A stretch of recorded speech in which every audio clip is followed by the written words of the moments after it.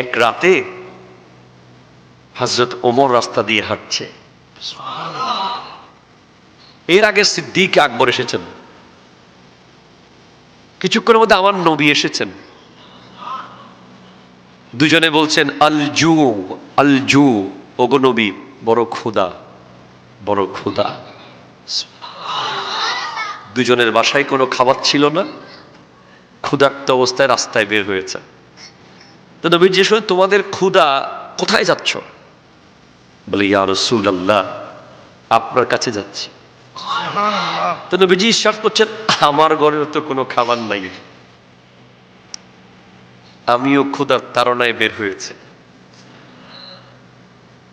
তখন সাহাবায়ে কেরাম সিদ্দিক আকবর আর ফারুক আজম বলছেন যে, ওগো নবী, আপনার চেহারা দেখলেই তো আমাদের ক্ষুধা চলে যায়।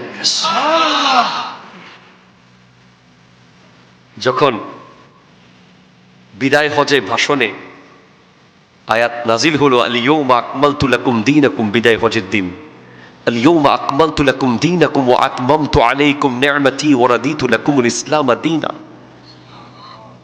আজকের দিনে তোমাদের জন্য দ্বীনকে পরিপূর্ণ করে দেওয়া হয়েছে এবং ইসলামকে পরিপূর্ণ করে আমি আল্লাহ ইসলামের উপরে সন্তুষ্ট হয়ে গেছি,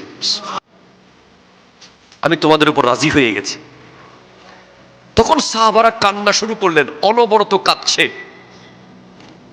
যারা মুফাসসির সাহাবা, যারা কিছুটা কোরআন বুঝে, তারা কান্না শুরু করেছে। কেন? তারা বুঝতে পারছে যে এই আয়াত দ্বারা বোঝানো হচ্ছে আমার নবী চলে যাবেন। তোমরা কাঁদছো কেন? ইয়া রাসূলুল্লাহ, আপনি যদি পর্দা করে চলে যান, আমরা গরিবরা কাজ চেহারা দেখে ক্ষুধা নিবারণ করব।